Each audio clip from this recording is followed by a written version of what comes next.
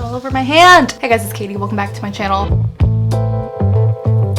Water, no more caffeine. I've already had 3, but I'm very much into this peach and honey, you can't see that, flavored water. Anyway, hey guys, welcome back to my channel. If you're new here, hi, my name's Katie. I'm a freelance editor and an indie author and also a booktuber. So today's video is going to be a little bit different. I wanted to talk about sponsorships on Booktube. I asked on Instagram if this was something you guys would be interested in seeing, and I got a lot of interest. So basically my goal with this video was I wanted it to be helpful if you happen to be a smaller creator or someone who wants to start Booktube soon, or someone who's just now starting to work with brands, just as like a reference guide, because when I first started going through all of that, I had no idea what I was doing. I had no guidance, there was no information out there, and the lack of information I feel like makes it very easy for people on Booktube to frankly get screwed over by companies. I think Booktube is a smaller niche on YouTube, and so a lot of companies kind of take advantage of that and take advantage of people not knowing what to ask for and not knowing what they're worth and just like not knowing what to do, especially when you're a newer creator. When you get reached out to the first couple of times, you're just so excited that you want to work with them that you'll basically do it for free, and I think companies take advantage of that. We're already getting straight into it. So basically I wanted to make this video so that you guys don't get taken advantage of. I'm obviously not an expert, I'm not a huge channel or anything, but I have been doing this for over 4 years and I've worked with my fair share of companies. So basically I just wanted to share my experience, share what I know, and answer any of the questions that you guys sent in to me today. And I hope this is helpful. I don't usually script my videos, but I took so many notes for this video so I wouldn't forget anything. We got a very long list of things to go through today. So first and foremost, I feel like one thing we should get out of the way, because this is the book side of YouTube, I want to differentiate between like free products and sponsored videos, namely ARC copies, which are early review copies that companies send out to reviewers to get early reviews for the books. That's not what we're talking about today. I'm not talking about ARCs. I'm talking about companies who sponsor booktubers to talk about their service or their product in a video for money, not just a free product or a free book. Some popular ones in the community, I'm sure you've all seen Skillshare, Book of the Month, Squarespace, all of that kind of stuff. There's a little bit of crossover there because sometimes publishers will do like campaigns with books that are coming out and they'll pay booktubers to post about it. Still, I'm not really talking about that because honestly, surprisingly, even though I'm a booktube channel, I have way more experience working with like non-bookish companies than I do with like publishers paying to talk about a book. So anyway, this is all my opinion on the matter as well. People definitely look at this different ways, and this is only my experience. So if you're also a creator and you have experience with this, feel free to leave your 2 cents down below in the comments. I really just wanted this to be a way to be a little more transparent about this and open up a conversation, because honestly I think it's the lack of transparency that screws people over. It's the same thing with like people not wanting to talk about their salaries. Like no one knows that they're not getting paid enough if no one talks about it. So let's just get straight into it, I guess. The first thing I want to get out of the way, again, this is my opinion on the matter. Some people don't look at their YouTube channel as a business whatsoever. They're not monetized, they're not trying to make money, and that's completely fine. But my opinion on the matter is you should get paid for the work that you're doing. Sponsored videos, they take time and effort to create the content, and I think it's fair that you get paid for that. Beyond just a free product, frankly, I think you're worth more than a free product. Again, there's nothing wrong with if you're just totally cool with getting the free product and you don't care about getting paid. Like that's fine too. But just something that I realized with my own experience and also talking to some of my friends, that companies, especially I think more so on Booktube than in other niches, are gonna lowball you and they're gonna try and take advantage of you, especially if you're smaller and you're newer, because they think you're gonna be so excited that you're not gonna know any better. You're not gonna know what to ask for. And this doesn't mean you should be getting paid the same as like a really big creator, because this is a business partnership and it is about the return that they're going to get on investing in you. But I don't think it's unfair to ask to get paid like proportionally to how big your influence is. I don't think it's unreasonable for you to ask to get paid a rate that's fair based on the value that you bring, because you do bring value to it. Basically, don't let them use you as free advertising just because you're excited. However, going back to the first point, be realistic. This is a business partnership. If you're a smaller channel, you don't get as many views. Don't expect a ton, because this is advertising and the business is trying to get a return on their investment in you. So a question I get a lot is like, how do you find sponsorships in the first place? Do you contact them? Do they contact you? And I've heard of both scenarios. I can say 95% of the sponsorships I've done, I've been approached for. I have reached out to like one company or another being like, hey, I love what you're doing, this is my channel, would you want to work together? And I've had a couple of things come through that way, but the majority of the time they approach me. Not to say that you can't go out and start advocating for yourself. Okay, first and foremost, I think the most important thing is to know what your standard rates are. Figure out how much your content is worth, and also figure out what kinds of sponsored content you're going to be willing to do. There's different kinds of videos you could do. You could have a dedicated video where literally the whole video is centered around what you're sponsored for, or it could be an integrated mention. those are the ones that you see usually at the beginning of a video for like 2 minutes, brief mention, and then they get on to the video. I'm just really gonna be focusing on the YouTube sponsorships more so than like Instagram and stuff, but also obviously sometimes there's like packages for like YouTube and an Instagram post and stuff like that. But first and foremost, figure out what you're gonna offer. Some people straight up don't do dedicated videos. I pretty much never do those. I really only do the integrated mentions, and figure out how much you're gonna charge for that. So there's a couple of ways that you could do this. There's a website that I've been using for a couple of years now called Social Blue Book, which was actually created by some YouTubers. From what I remember, it's free. You just go on and you sign up. You can pay for a premium thing, but I just use the free version. And basically you go in and you connect it to your YouTube channel and it calculates everything for you. It calculates all of your stats, like this is how many subscribers you have, this is how many views you get on average on your videos, this is how your last couple of videos have performed, this is your demographic. Basically, it creates a media kit for you. And that will give you a range at the top, low, middle, high of what you should be asking for a certain kind of video. And then there's some like drop down features that you can choose, either like a shout out, dedicated review, whatever, and for whatever month the video is going to happen in, and it will tell you what rate to ask for. And actually what you can do is you can save that whole chart as a PDF, and I literally attach that to the emails that I send back to companies so they can see exactly where the rate is coming from. They can see all of my statistics, and there's no guesswork. So I would highly recommend doing that. There's also formulas that you can use online that are like, find your average view count, divide it by 1,000, multiply it by 30, and then it will give you a number. I think Social Blue Book is the easiest way to do it, so I would just recommend doing that. I'll have them linked down below. And so a question that I got on Instagram was like, can you just give us like an example of how you respond to these emails? So this depends on kind of the wording of the first email that you get, and the more emails that you get, the more you'll start to pick out like actual serious offers, because you're also, at least I get a ton of spam like, we want to advertise on your channel, and I'm like, no you don't. So once you can weed out all of the fake stuff, once you find the actual legitimate questions, for one thing, I would pay attention to the wording. Are they saying we want to give you a free product, or we want to do a paid sponsorship? But either way, I think the best way to do it is just to be upfront right away. So the first email, always keep it polite. Like you always want to keep the door open, be like, hi, thanks so much for thinking of me and my channel. I'd love to hear more about what you had in mind. I've attached my media kit to this email with my standard rates. I have availability in these months. Let me know what you think. Something like that. Or sometimes you'll have brands come to you and they'll just straight up give you a number in the first email. They'll be like, hey, we're interested in doing a video and we can offer you this much and blah, blah, blah, blah, blah, blah, blah. And I want to say 90% of the time, they're gonna lowball you. They're gonna give you an amount so much lower than what they are paying other creators. Don't fall for it. And don't be afraid to ask for something higher, because I wanna say 9 times out of 10, if you say, this is my rate, they won't even argue with you. They're just gonna say yes. The way to respond to this email, again, thank you so much for thinking of me and my channel. I'm super interested in working with you. And then ask, do you have any flexibility in your budget? Say, my standard rate is this. Again, attach the media kit to the email so they can see all of the stats and everything. And if you don't ask, the answer is always gonna be no. The majority of the times that I've done this, the company has come back and said, yeah, we can do that, with no hassle whatsoever. Like, it was immediate. I've had a couple come back to me that have been like startup companies, and I know that they don't have a bigger budget like the big companies do, and they'll negotiate with you and they'll usually offer you something in between.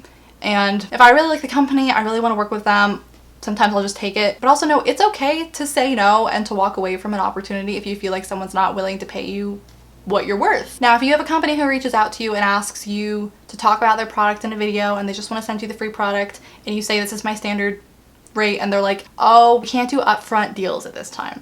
We're not doing paid sponsorships at this time, which is the total lie because they're doing it with bigger creators. It's up to you whether you want to do it with a free product and not get paid. This is my opinion. I wouldn't do it personally, just because if I know that a company is out there paying other creators to do something that they're asking me to do for free, like that just doesn't sit well with me. Like, I'm not asking to get paid as much as those big creators are, but I'm asking to get paid an amount that makes sense for the value that I'm bringing. So again, a polite way to decline this, but still keep the door open. I actually saw this on Instagram. I can't take credit for this response. I just saw a post for this and I really liked it. Something along the lines of like, thank you for thinking of me for this opportunity. I'm currently accepting paid sponsorships, brand deals, partnerships, whatever you want to call it, for these months or whatever. Ask what the budget is, say what your standard rate is, and then just say something like, if this doesn't work for you at this time, no worries. Please keep me in mind for future opportunities when your budget aligns with my rates. Booktube, this is not my full-time job, so I'm not like reliant on sponsorship money, and I'm at the point where I would rather walk away from an opportunity if they're not willing to pay me at all or pay me what I think is fair. Because if you feel like someone's not paying you in a fair way, you're gonna resent the work. It doesn't feel good. I don't think there's anything wrong with valuing yourself and your work. Something that I highly recommend you do once you start working with companies, once you finish the partnership, ask the brand to send you back the stats from your partnership. Ask to see how many people clicked on the link, how many of those converted into sales, so you know how successful the partnership was. So you know how much money you just made that company. One, this helps you know if your audience absolutely hates that product or whatever, so you don't keep doing deals with them, so you're not, you know, marketing something towards your audience that they're clearly not interested in. Two, this is important if you want to negotiate, if this brand comes back to you to work with you again, if you want to ask for a higher rate, be like, look how well I performed last time, I think you should pay me more. And then also if you're working with brands in the future, like a different brand, and you're negotiating your rate, you can say, look how well I did with this company in the past. So you have something to show for, like, look how well this has performed on my channel, like look how much value I can bring to you. I realize this is kind of uncomfortable if you've never done this before. Asking for money, negotiating stuff, it's a skill that you learn over time. This was something I was definitely really uncomfortable with when I started. I think now that I run my own business and I'm constantly doing this with my clients and everything, I've just, like, I don't care. I've grown really comfortable with this, and I just kind of see my YouTube as an extension of my business. It's not being greedy, it's business. It's negotiating. It's a business partnership. You are putting time and effort to create a product to use for advertising for a business. It's not unfair to ask to be paid. You are doing a job for them. So always ask for some results after the partnership for your own sake, and then also for future partnership sake. Okay, I think that was all of the notes that I had. I'm gonna go through all of the questions that you guys asked to make sure I covered everything. But as always, feel free to leave any questions that you guys still have down below in the comments, and I'll answer some more stuff down there. Someone's question, how do you not get taken advantage of? Number one, know what rate you should be asking for with the social blue book. That way you know if someone offers you something, if they're way underballing you. And honestly, if you know someone who has worked with this company before, whether it's someone you watch, it's your friend or something, I know it's kind of uncomfortable, but I would ask them how much they got paid, especially if you have a similar view count. That's something I should have said too at the beginning. The amount of money that you should get paid is not based on how many subscribers you have, although that's kind of a factor. It's about the engagement on your channel. How many average views do you get? How many comments do you get? How many likes do you get? It's more about how engaged your audience is with your content, more so than how many subscribers you have. So how to not get taken advantage of? Honestly, if any of you guys are smaller channels and you're starting to work with companies, especially if you're working with a company that I've worked with, I'm dead serious. DM me, email me, like ask me for help if you need it. Tell me how much they offered you. I'll help you negotiate. Like, I'm not even kidding. Another question, how long do you use a product or a service before feeling comfortable enough to work with a brand? That depends. Nothing I work with is like dangerous, you know? Like, I'm not promoting like medical, like supplements or like something like that. So it's not like I feel worried that I'm promoting something bad to my audience. And the majority of the things, companies I've worked with are companies that I've already known about and I've heard about before. Like, I've worked with Skillshare. I've used Skillshare for years and I love their products, so I feel comfortable advocating for it because I use it myself and I like it. Same with Book of the Month. I've worked with them for the past couple of months. I use them myself. I have a membership. I love them, so I feel comfortable advocating for them. Same with Campfire, a writing program that I work with. I use it myself. So if it's something that I've already heard of and I already use and I already know about, I feel comfortable talking about it, obviously. This is actually very relevant. I don't know how much I should say because I don't want to like trash this company, but I had a company who I was like negotiating with. God, I don't know how much I should say about this. Basically, they were unclear in their communication and things kept changing, and I told them I don't feel comfortable doing a video with you unless I can try the service first. So I ended up backing out of the deal because they ended up backing out of letting me try it before talking about it on here, especially because it was something that I felt like I needed to try for myself before I felt comfortable talking about. So it's all about your comfort and whether or not something feels right to you, and I would rather walk away from an opportunity if I don't feel quite comfortable than talk about something on here that I'm not sure about. So I think that's on a case-by-case basis. But that's something if you're unsure about, I would definitely negotiate with the brand and be like, hey, can I try this out before we do the video? And then again, for the how to not be taken advantage of, don't be afraid to say no. Other opportunities will come.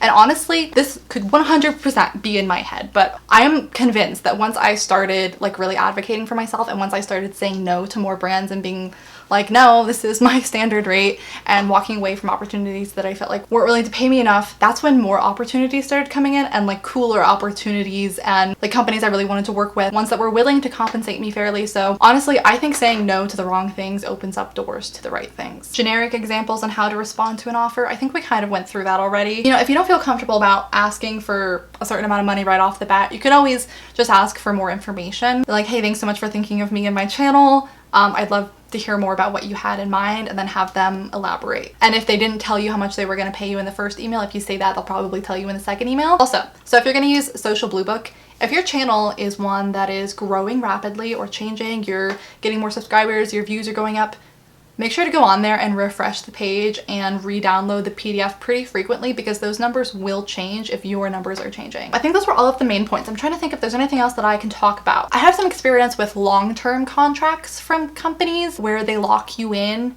for a certain rate for an extended period of time. So for those, this is again, just my own personal opinion, I'm more comfortable accepting a smaller amount than like the one-off sponsorships, because this is a company that's sponsoring you like every month. They're really helping finance your channel. They may or may not be getting as many converted customers with the later videos because you've talked about it so much.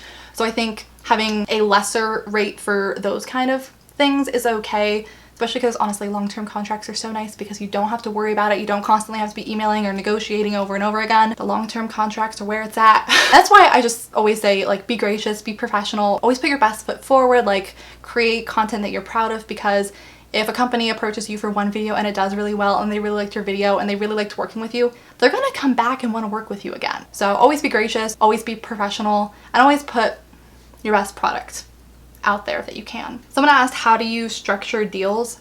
So this is different also, I should say, if you have a management company, because you have someone else who's going to be negotiating these deals for you. This is something that the majority of people in YouTube and Booktube don't need, because we're smaller, and frankly, I think you can negotiate for yourself and you shouldn't give up a percentage of your money to someone else, especially if you're not making a lot from your sponsors yet. In my experience with the majority of my sponsors, they have structured the deal and then approached me saying, this is what we're looking for, so you don't really have to do that. I have said though in some emails where people have just approached me and been like, hey, I want to work with you, I'll just like email back saying like, these are the kinds of sponsored opportunities that I offer. Before I found Social Blue Book, I actually had a PDF that I had created with my media kit, and in there I had like a list of all of the things that I offered, and it was kind of like a menu that sponsors could like pick off and like add things in and stuff.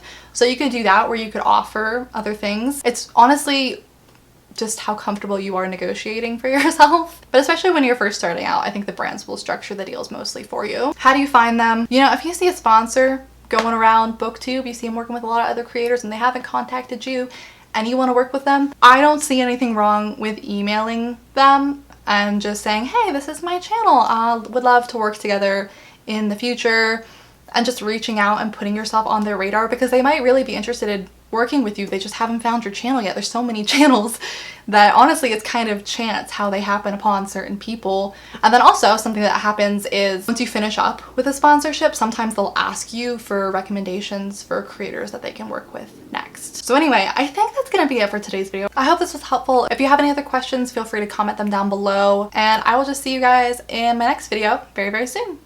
Bye. So hit me.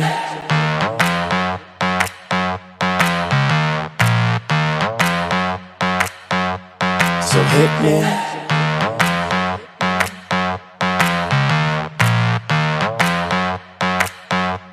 So hit me. First a confession. With you, I feel a connection. With